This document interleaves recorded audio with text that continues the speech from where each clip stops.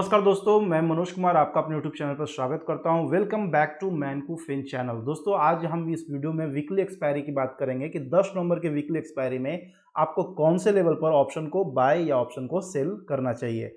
दोस्तों, अगर मैं मंथली एक्सपायरी की बात करूं तो मैंने अपने चैनल पर मंथली एक्सपायरी के लिए एक वीडियो पोस्ट किया था, जिसमें मैंने आपको बताया था कि मार्केट जो है अभी अप ट्रेंड में है और आपको किसी भी तरह का कॉल साइड का ऑप्शन को सेल नहीं करना है। आपको जब भी ऑप्शन सेल करना है तो केवल पुट साइड का ही ऑप्शन सेल करना है, और अगर आप बायर हैं तो कॉल साइड के ऑप्शन को आपको बाई करना है। कौन से स्ट्राइक प्राइस पर बाई करना है, कौन से स्ट्राइक प्राइस पर सेल करना है, ये आप ये वीडियो देखेंगे तो आपको पता चल जाएगा। फिलहाल इस वीडियो में मैंने बताया था कि मार्केट जो है अप ट्रेंड में है, और इसके बारे में मैं एक बार फिर से आपको रिवाइज कर दूं कि मार्केट क्यों अप ट्रेंड में है, क्यों मैं कह रहा हूं कि मार्केट अभी अप ट्रेंड में है। तो इसके लिए हम लोग चार्ट पर चलेंगे और चार्ट पर समझने की कोशिश करेंगे। तो इसके लिए हम लोग अभी चार्ट पर चलेंगे और चार्ट पर समझने की कोशिश करेंगे कि मार्केट में मैं क्यों कह रहा हूं कि मार्केट अभी अप ट्रेंड में है। तो चलिए चार्ट पर चलते हैं, और यहाँ पर आप दोस्तों देख सकते हैं कि मैंने जो चार्ट खोल रखा है वो निफ्टी का चार्ट है, और जो हमने टाइम फ्रेम ले रखा है वो 4 आवर का टाइम फ्रेम है। दोस्तों, 4 आवर का भी मैंने टाइम फ्रेम लिया है, लेकिन इससे छोटे टाइम फ्रेम पर भी मैं आपको इस चार्ट को समझाने की कोशिश करूंगा, क्योंकि हम लोग वीकली एक्सपायरी में काम कर रहे हैं।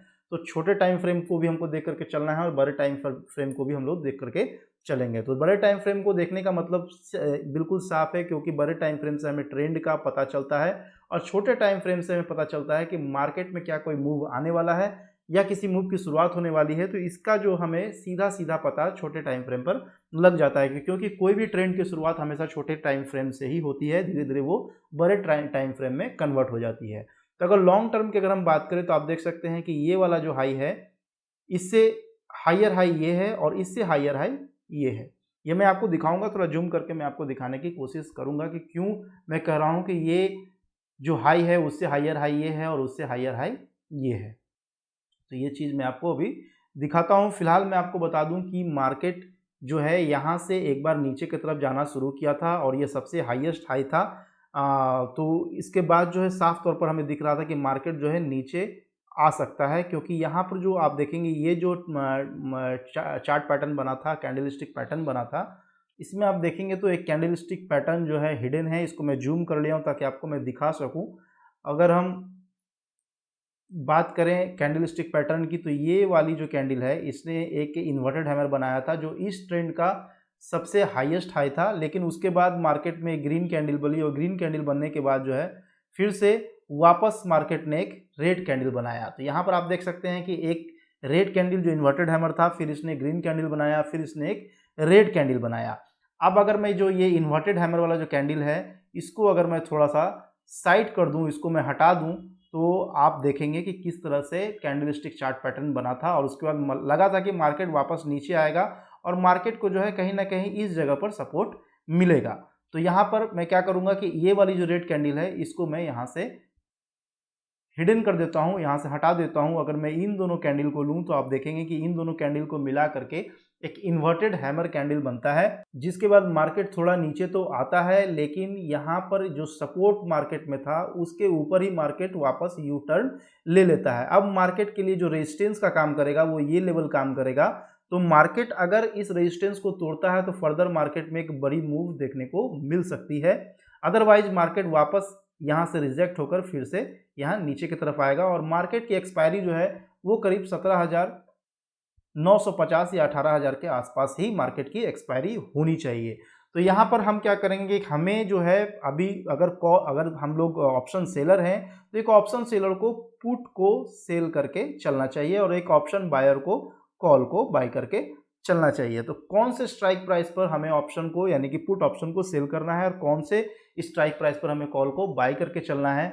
तो मैंने मंथली एक्सपायरी पर जो स्ट्राइक प्राइस बताया था कॉल को बाय करने के लिए वो था 18,500। तो हम अभी इतने दूर का स्ट्राइक प्राइस पर कॉल को बाय नहीं करेंगे, क्योंकि हम वीकली एक्सपायरी में काम कर रहे हैं। वीकली एक्सपायरी में हम इतने दूर का स्ट्राइक प्राइस नहीं लेंगे। तो हम क्या करेंगे कि 18,200 के स्ट्राइक प्राइस पर कॉल को बाय करेंगे, 18,200 के स्ट्राइक प्राइस पर कॉल को बाई करेंगे, और 18,000 के स्ट्राइक प्राइस पर पुट को सेल करके चलेंगे। क्योंकि 18,000 के स्ट्राइक प्राइस पर अगर हम पुट को सेल करते हैं तो सपोज कि प्रीमियम अगर हमें 50 रुपये का मिल रहा है तो 950 तक भी हम नो प्रॉफिट नो लॉस में रह सकते हैं। तो क्योंकि हमारा जो सपोर्ट जोन आ रहा है वो करीब 17,900 से 17,950 का आ रहा है। तो हमें 17,950 तक हम सेफ हैं। उसके नीचे अगर मार्केट आता है तो हमारा लॉस जो है बढ़ना शुरू हो जाएगा। तो चलिए हम लोग चलेंगे यहाँ से एनएसई के ऑप्शन चेन पर, निफ्टी के ऑप्शन चेन पर, जहाँ हम ये जानने की कोशिश करेंगे कि अगर हम कॉल को बाई करते हैं तो हमें 18,200 के स्ट्राइक प्राइस पर कितना पे करना पड़ेगा, और अगर हम पुट को सेल करते हैं तो 18,000 के स्ट्राइक प्राइस पर हमें कितना प्रीमियम रिसीव होगा। तो दोस्तों हम यहाँ पर आ गए हैं एनएसई ऑप्शन चेन, जहाँ पर हमने निफ्टी का ऑप्शन चेन खोल करके रखा है। आप देख सकते हैं कि यहाँ पर हमने निफ्टी को सिलेक्ट करके रखा है और साथ ही 10 नवंबर के एक्सपायरी को भी यहाँ से हमने सिलेक्ट कर रखा है।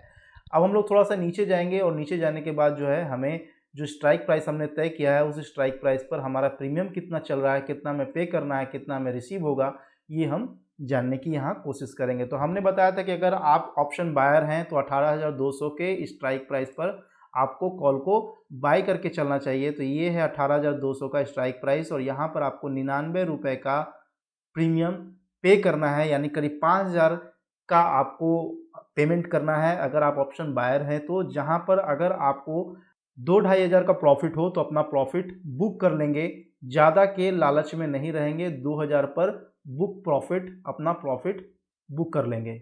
और अगर आप ऑप्शन सेलर हैं तो आपको 18,000 के स्ट्राइक प्राइस पर पुट ऑप्शन को सेल करके चलना है, जिसमें 53 रुपये का प्रीमियम आपको रिसीव होगा, जो करीब करीब 2,500 के आसपास है। और इसमें जो आपका कैपिटल लगेगा वो करीब 80,000 से 1 लाख के बीच का कैपिटल आपका आएगा। जहां आपको 2,500 का प्रॉफिट अगर होता है तो सपोज कीजिए 1 वीक में आपको 2.5% का प्रॉफिट बिल्कुल आराम से हो जाता है घर में बैठे बैठे। ना आपको धूप में कहीं जाना है, ना आपको पसीना बहाना है, ना आपको किसी तरह का टारगेट मेंटेन करना है। तो इस तरह से आप इस वीक में ऑप्शन में काम कर सकते हैं। तो अगर आप सेलर हैं तो आपको पुट सेल करके चलना है, वो भी 18,000 के स्ट्राइक प्राइस पर, जिसमें आपको 53 रुपये 25 पैसे का प्रीमियम रिसीव होगा, जिसकी कुल जो प्रॉफिट है वो करीब 2,500 रुपये का प्रॉफिट आएगा। और अगर आप बायर हैं, ऑप्शन बायर हैं, तो आपको कॉल बाई करके चलना है, क्योंकि मार्केट जो है अप ट्रेंड में भी फिलहाल है। और इसमें जो स्ट्राइक प्राइस आपको यूज करना है वो 18,200 का स्ट्राइक प्राइस रहेगा, जिसमें आपको 99 रुपये का प्रीमियम पे करना है, जिसकी कुल लागत जो है वो आएगी करीब 5,000 के आसपास। और इसमें अगर आपको 2 से 2,500 का प्रॉफिट हो तो आप निकल जाएं। और अगर मंगल बुध तक मार्केट में कोई भी बड़ी मूवमेंट ना आए तो भी जो भी लॉस हो रहा है वो लॉस लेकर के अपने पोजीशन को स्क्वायर ऑफ कर सकते हैं। तो दोस्तों इस तरह से आप वीकली एक्सपायरी में काम कर सकते हैं। 10 नवंबर का फिर से हम लोग यहाँ से चार्ट पर चलेंगे और 10 नवंबर के लिए आपको जो काम करना है उसमें आपको जो है 18,200 के स्ट्राइक प्राइस पर कॉल को बाई करके चलना है और 18,000 के स्ट्राइक प्राइस पर पुट को सेल करके चलना है। यहाँ कॉल को बाई करना है और यहाँ पुट को सेल करना है। इन दो लेवल पर आपको प्रॉफिट होने के चांसेस ज़्यादा हैं, क्योंकि मैं एक बार फिर आपको रिपीट कर दूं कि अगर आप सेलर हैं तो यहाँ पर बिल्कुल 18,000 के आसपास मार्केट में एक सपोर्ट जोन है, और अगर आप बायर हैं तो 18,200 के पास रेजिस्टेंस है, जहाँ से मार्केट अगर तोड़ता है तो मार्केट में एक बड़ी मूवमेंट देखने को मिल सकती है। अदरवाइज मार्केट अगर इस लेवल से टकरा कर वापस नीचे की तरफ आता है तो 18,000 या 17,900 के 50 के पास मार्केट जो है क्लोजिंग दे देगा और एक ऑप्शन सेलर को प्रॉफिट हो जाएगा, या फिर नो प्रॉफिट नो लॉस में वो रह सकते हैं। लॉस होने के चांसेस काफ़ी कम है। तो दोस्तों आशा करता हूं कि मेरा ये वीडियो आपको पसंद आया होगा। अगर आपने पसंद किया इस वीडियो को तो प्लीज़ लाइक कर दें। साथ ही साथ आप चाहें तो मेरे चैनल को सब्सक्राइब कर सकते हैं। ऐसे ही वीडियोस देखने के लिए आप मेरे चैनल को सब्सक्राइब करके बेल बटन दबा दें, ताकि जब भी इस तरह की वीडियोस मैं अपने चैनल पर अपलोड करूं तो उसका नोटिफिकेशन आपको मिले और आप समय रहते इस वीडियो को देख करके कुछ सीख सके और प्रॉफिटेबल ट्रेड ले सके। तो आज इस वीडियो में इतना ही, फिर जल्द मिलेंगे एक नए वीडियो के साथ में। तब तक के लिए धन्यवाद।